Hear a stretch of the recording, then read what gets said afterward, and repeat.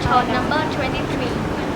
Hello, my name is Nenapha number 25. My name is ธัญรัตน์ รักษาวงศ์ number 28. My name is นพมาศ ชัยต้นเชื้อ number 29. My name is อักษรสิงห์กร number 32. Hello, my name is Thanaphor number 33.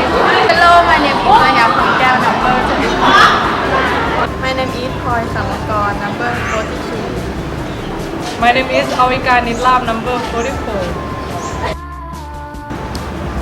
Once upon a time, in a great castle, a prince's daughter grew up happy and contented.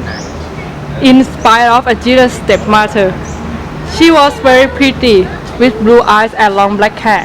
Her skin was delicate and fair, and so she was called Snow White. Everyone was quite sure she would become very beautiful. Thought her stepmother was a wicked woman. She too was very beautiful. Who is the loveliest lady in the land? The reply was always, You are Your Majesty. until the dreadful day when she heard it say, Snow White is the loveliest in the land. the stepmother was furious and wild with jealousy. Calling one of her trusty servants, she bribed him with a rich reward to take Snow White into the forest, far away from the castle. Then, unseen, he was to put her to death. The servant, attracted to the reward, agreed to do this deed, and he led the innocent girl away. However, when they came to the fatal spot, the man's courage failed him, and leaving Snow White sitting beside a tree, he mumbled an excuse and ran off. Snow White was all alone in the forest. Night came, but the servant did not return. Snow White, alone in the dark forest, began to cry bitterly. She thought she could feel terrible eyes spying on her, and she heard strange sounds and rustling that made her heart thump. At last, overcome by tiredness, she fell asleep curled under a tree. Snow White slept fitfully, wakening from time to time, with a start and staring into the darkness round her. Several times she thought she felt something or somebody touched her as she slept. At last, dawn woke the forest to the song of the birds, and Snow White too awoke. A whole world was stirring to life, and the little girl was glad to see how silly her fears had been. As she tried to find out where she was, she came upon a path. She walked along it hopefully, and she walked till she came to a clear place. There stood a strange cottage with a tiny door, tiny windows, and a tiny chimney pot. Everything about the cottage was much tinier than it ought to be. Snow White pushed the door open. I wonder who lives here. She said to herself, peeping round the kitchen.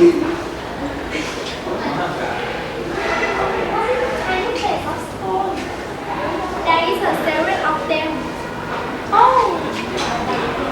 Upstairs was a bedroom with 7 neat little beds. Snow White had an idea. I will make something to eat when they come back home. Toward dusk, 7 tiny men marched homeward singing.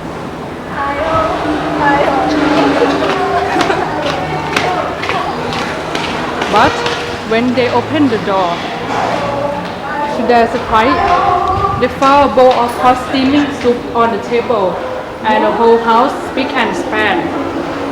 Upstairs was Snow White, fast asleep on one of the beds. The chief dwarf got her attention. Who are you? He asked. Snow White told them her sad story, and tears sprang to the dwarf's eyes. Then one of them said, as he noisily blew his nose,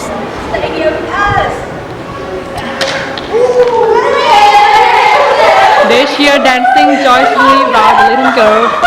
The dwarf said to Snow White, Come here and tend to house why we down the mine. Thinking about your stepmother living in the forest. We love you and we will take care of you. Snow White gratefully accepted their hospitality, and next morning the dwarfs set off for work, but they warned Snow White not to open the door to strangers. Meanwhile, the servant had returned to the castle with the heart of Rhodia. He gave it to the cruel stepmother. The stepmother turned again to the magic mirror, but her hopes were dashed, for the mirror replied, The loveliest in the land is still Snow White, who lived in the serene dwarf cottage down in the forest. The stepmother was beside herself with rage.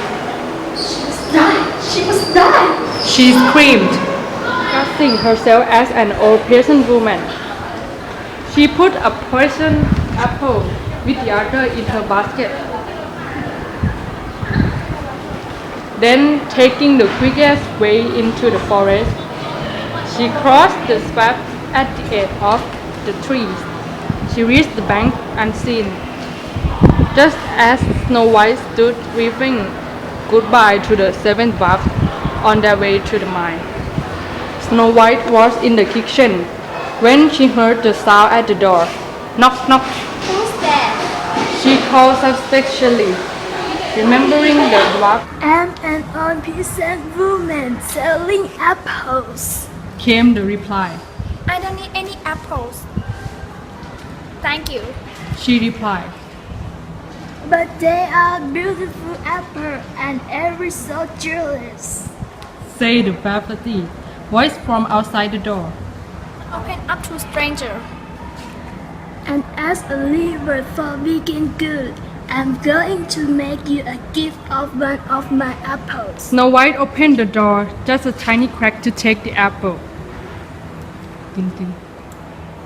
Oh, it's not my apples. Snow White bit into the first and as she did, fell to the ground in a fear sucking evilly. The weak stepmother hurried off, but as she ran back across the swamp, she tripped and fell into the quicksand. No one heard her cries for help, and she disappeared without a trace.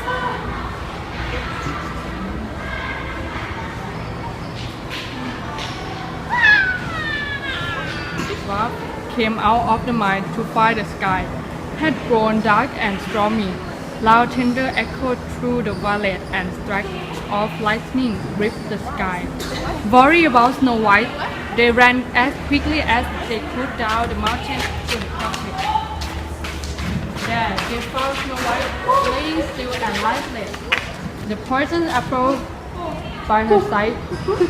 They did their best to bring her round, but it was no use. They wept and wept for a long time. Then they laid her on a bed of rose petals, carried her into the forest and put her in crystal coffins. Each day they laid a flower there. Then at evening they discovered a strange young man admiring Snow White's lovely face through the glass. After listening to the story, the prince made a suggestion. To make her to the castle. I called in famous doctor to waking her from this peculiar sleep. She's so lovely. I love to kiss her. He did. Snow White opened her eyes. Oh, The prince asked Snow White to marry him. From that day on, Snow White lived happily in a great castle. But from time to time, she was gone back to visit the little cottage down in the forest.